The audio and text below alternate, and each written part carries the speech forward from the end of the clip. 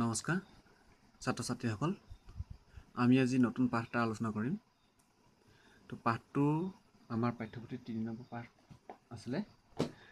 তো পাঠটোৰ নাম হৈছে অসমত মহাত্মা গান্ধীৰ পোনপ্ৰথম পদাৰ্পণ। মহাত্মা গান্ধী, আমাৰ অসমলৈ মহাত্মা গান্ধীৰ পোনপ্ৰথমে অহাৰ যিটো পদাৰ্পণ, মানে প্ৰথম অহাৰ বা প্ৰথমতে পদ যিটো পেলাইছিলে, আমাৰ অসমত প্ৰথম ভৰি দিছিলে। কিমান চনত কিমান তাৰিখে প্ৰথমতে আহি ক'ত উপস্থিত হৈছিলে, এই সকলোবোৰ কথা এই পাঠটোত আমি পাম।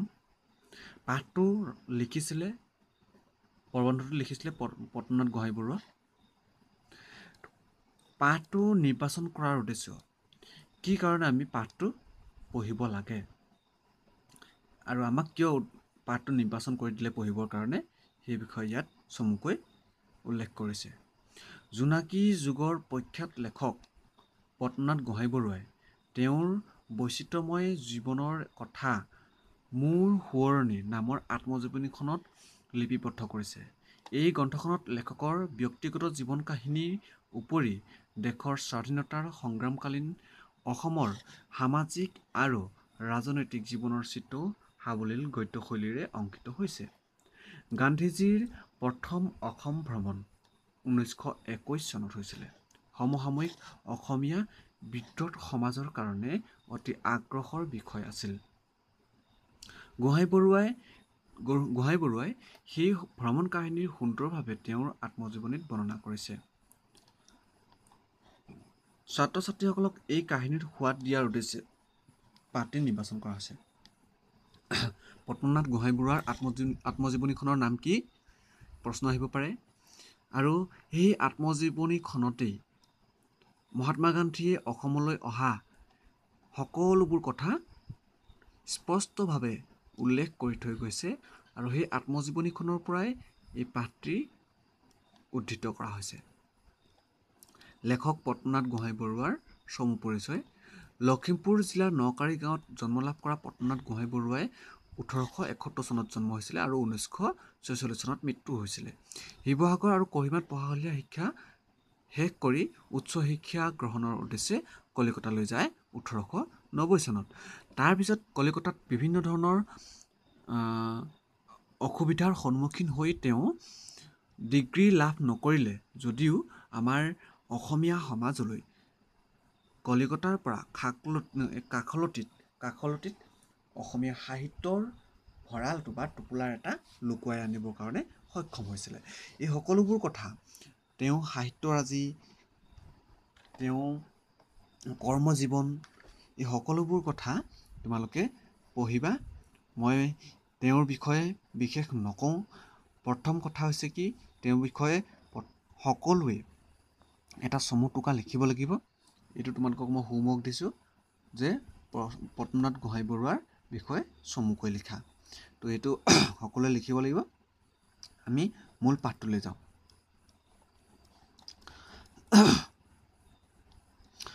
মূল পাঠ।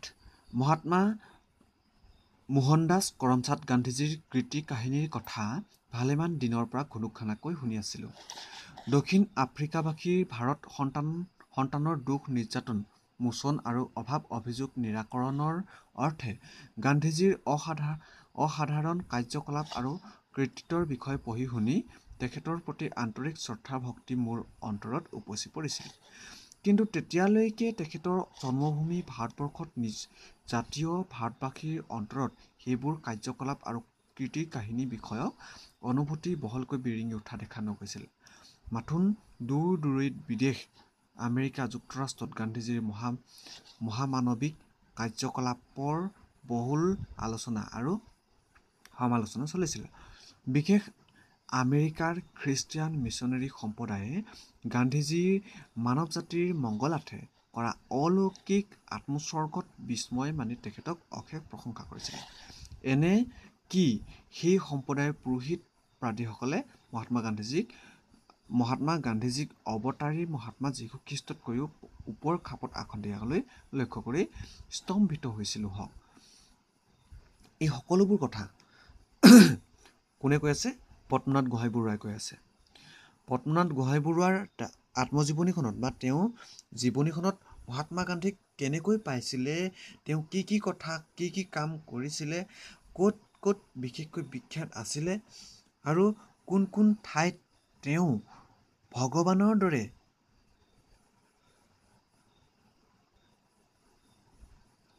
বা এজন অৱতাৰী পুৰুষ হিচাপে জ্ঞান কৰিছিলে, এই সকলোবোৰ কথা আমাক বিস্তৃতভাৱে কৈছে আৰু সেই কোৱা কথাবিলাককে ইয়াত উদ্ধৃতি আকাৰে তেওঁৰ আত্মজীৱনীখনৰ দ্বাৰা আমাক পাঠটো উল্লেখ কৰিছে, আমাৰ পাঠটো উল্লেখ কৰিছে, হয়নে? এনেতে মহাত্মা মোহনদাস কৰমচাঁদ গান্ধী জন্মভূমি ভাৰতবৰ্ষলৈ উলটি আহে। প্ৰথমতে তেওঁ দক্ষিণ আফ্ৰিকাত আছিলে, হয়নে? দক্ষিণ আফ্ৰিকাত বা আমেৰিকাৰ কিছুমান ঠাইত কি হৈছিলে,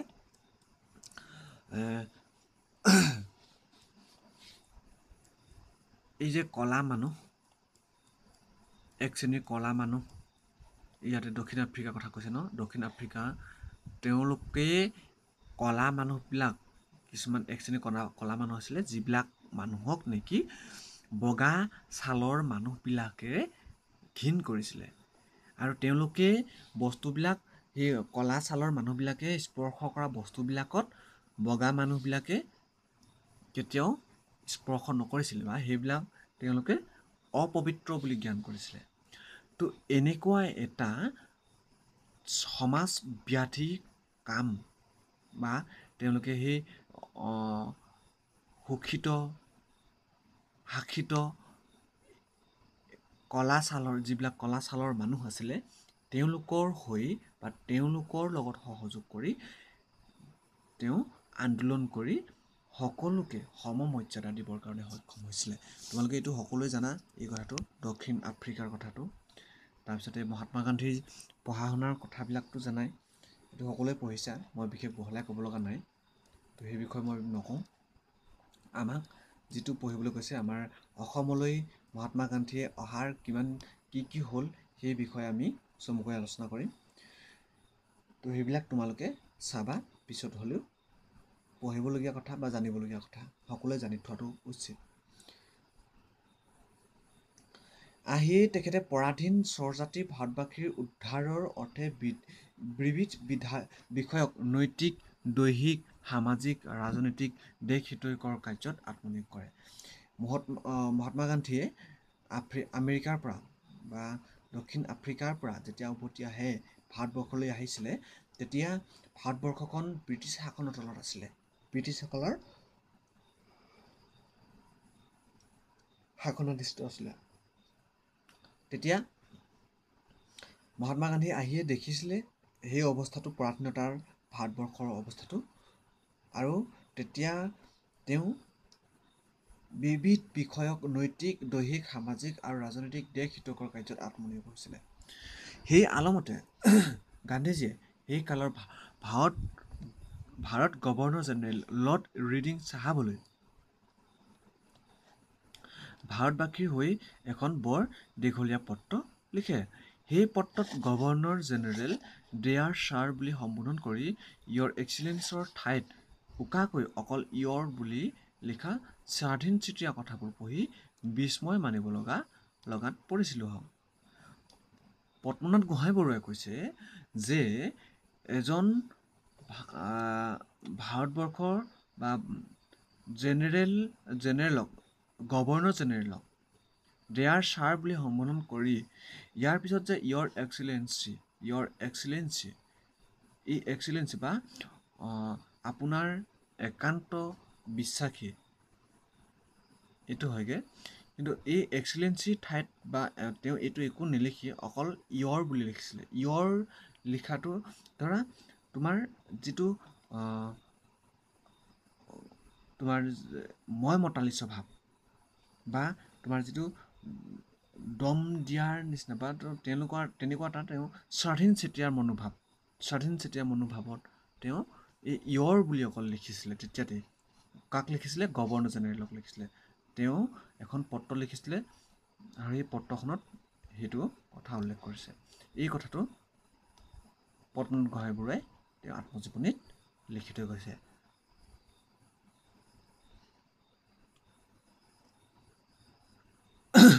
এইটো কথা কিয় উল্লেখ কৰিবলগীয়া কথা হ'লকে এই কথাটো কিয় উল্লেখ কৰিবলগীয়া যে এখন দেশৰ গভৰ্ণৰ জেনেৰেলক বাস্তৱতে বা সাধাৰণতে তেনেকৈ বা সেই সময়ছোৱালৈকে কোনেও গভৰ্ণৰ জেনেৰেলেই হওক বা ভাইচৰয়ে হওক উকাকৈ সম্বোধন নকৰিছিলে, উকাকৈ কাকো সম্বোধন নকৰিছিলে।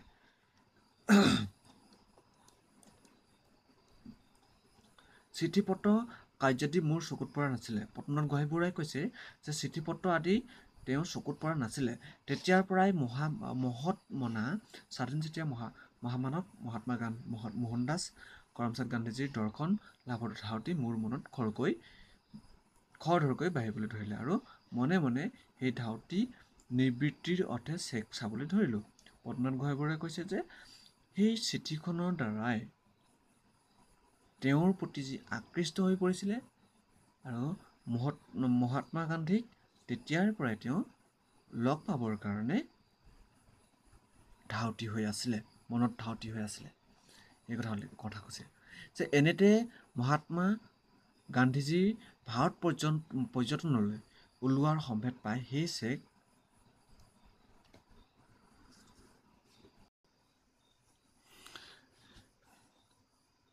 তাৰপিছত সেই চেক ধৰিবলৈ সংকল্প কৰি উদ্গ্ৰীৱভাৱে বাট চাই ৰ'লোঁ। তাৰপিছত শুনিলোঁ বোলে গান্ধীজীৰ সেই পৰ্যটন একে যাত্ৰাতে অসমলৈকো বিস্তৃত হ'ব। আহিয়েই পোনপ্ৰথমে এদিন এৰাতি লৈ গুৱাহাটীত মিষ্টাৰ তৰুণৰাম ফুকন চাহাবৰ বাংলাত সদলে আলহী হ'ব। শুনি ৰং পালোঁ আৰু মিষ্টাৰ ফুকনলৈ লিখি গান্ধীজীৰ অসম ভ্ৰমণৰ তালিকা এখন অনাই ল'লোঁ। ইংৰাজী 1921 চনৰ 21 আগষ্ট তাৰিখ দেওবাৰে পুৱা 8 বজাত গান্ধীজী তেজপুৰ ঘাটত নমাৰ কথা। সেই অনুসৰি আমি তেজপুৰবাসীয়ে তেওঁ 3 দিনৰ আগৰে পৰা গান্ধীজীক আদৰিবৰ অৰ্থে জাহাজ ঘাটত সমবেত হ'বলৈ সষ্টম হলোঁহক। সেই উদ্দেশ্যে গান্ধী আগমনৰ বাৰ্তাত তেজপুৰ সদৰৰ সদৌমৌজা গাঁও আৰু লাগতিয়াল কেন্দ্ৰস্থানবোৰত বহুলকৈ প্ৰচাৰ কৰিলোঁহক। নিৰ্ধাৰিত দিনা পুৱা 6 বজাৰ পৰা আৰম্ভ কৰি 8 বজাৰ ভিতৰত তেজপুৰ জাহাজ ঘাটত সমবেত ৰাইজ নধৰা হ'ল। টাউনৰ আলিবাটত বিধি বাট পাব নোৱাৰাত পৰিল। কিন্তু এফেৰি আহুকালৰ বিষয় এই হ'ল যে সেইদিনা উপজি পুৱাৰ পৰা বতৰৰ বিপাক ঘটিল। মেঘে নেৰানেপেৰাকৈ ধাৰাসাৰে বৰষুণ দিবলৈ ধৰিলে। এই সকলোবোৰ কথা কিন্তু তেওঁ বৰ্ণনা কৰি আছে যে মহাত্মা গান্ধী অসমলৈ অহাৰ যিটো বৰ্ণনা, কি হৈছিলে কি হোৱা নাই, এই সকলোবোৰ কথা তন্নকৈ ইয়াত বৰ্ণনা কৰিছে। তথাপি ৰাইজ অকণো হতাশ হোৱা নাছিল। বতৰৰ আহুকাললৈ আওকাণ কৰি তিতি বুৰি জুৰুলি জুপুৰি হৈ হাজাৰ বিজাৰ ৰাইজে ঘাটৰ পৰা একেথৰে উজনিমুৱা জাহাজ অহালৈ উগ্ৰীৱভাৱে নিৰীক্ষণ কৰিবলৈ ধৰিলে। অলপ আচৰিত মানিবলগীয়া যে সেইদিনা জাহাজ অহাটো ভালেমান পলম ঘটিল। আমনি অনুভৱ কৰা নাছিল যদিও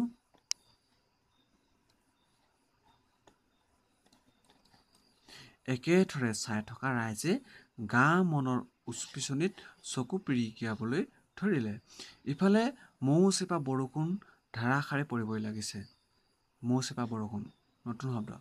কিন্তু সমবেত উৎকণ্ঠিত চিতীয়া ৰাইজে তালৈ কটাহী কৰা নাই। তিতা তিতিছেই আধা তিতাবিলাকে গাৰ তিতা কাপোৰ চেপি ল'বলৈ বুলি জাহাজৰ বোট অফিচ আৰু কাষৰ ৰেলৰ অফিচ মালগাড়ী ইত্যাদিত আশ্ৰয় লৈছেগৈ। মই অগত্য ঘাটৰ কাষত খালী হৈ ৰৈ থকা মটৰ গাড়ী এখনত সোমাই আশ্ৰয় ল'বলৈ বাধ্য হ'লোঁ। এনেতে ভালেমান দূৰৈত ৰিণিকি জাহাজৰ ধোঁৱা দেখা গ'ল। দেখি উদ্গ্ৰীৱ ৰাইজ উৰলিখিত হৈ উঠিল আৰু চাওঁতে 1.5 ঘণ্টামানৰ মূৰত 9 বজাত গান্ধীবাঢ়ী জাহাজঘাট চাপিলহি। কিমান আক্ৰহেৰে আছে। সেই সময়ত বিশেষকৈ জাহাজ বা জলপথৰ যিটো যাতায়াত, সেই যাতায়াতটো সুচল আছিলে। হ'বনে? তো আমি আজি ইমানলৈকে আলোচনা কৰিলোঁ। তাৰপিছত আমি পঢ়িম গান্ধীজী জাহাজ ঘাটত নমাহি কথা, নামি লৈ ক'লৈ গৈছিলে, কি কৰিছিলে, এই সকলোবিলাক পঢ়িম। কিন্তু আজি আমি যিমানখিনি আলোচনা কৰিলোঁ এই সকলোবিলাকৰ ওপৰত তোমালোকে যি পাৰা 2টা বা 3টা চমু প্ৰশ্ন লিখিবৰ কাৰণে চেষ্টা কৰিবা। বা আৰু আমি সম্পূৰ্ণ পাঠটো নপঢ়োঁ, এনেদৰে তোমালোকে নিজে হ'লেও পঢ়িব পাৰিবা। পাঠবোধটোৰ বিষয়ে আলোচনা কৰিম। পাঠবোধ আলোচনা কৰাৰ পিছতে আমি প্ৰশ্নবিলাকৰ বিষয়ে আলোচনা কৰিম। প্ৰশ্নবিলাক মুখস্থ কৰিবা। মই 2টা লেচন শেষ হ'ব যেতিয়া এই ধনৰ ব্যৱহাৰ আৰু অসমত মহাত্মা গান্ধীৰ পোনপ্ৰথম পদাৰ্পণ, এই পাঠ 2টাৰ ওপৰতেই তোমালোকক এটা পৰীক্ষা ল'ম। সকলোৱে যাতে প্ৰশ্নবিলাক কৰিবা আৰু মুখস্থ কৰিবলৈ চেষ্টা কৰিবা। তো আমি আজি ভিডিঅ'টো ইমানতে সামৰিছোঁ।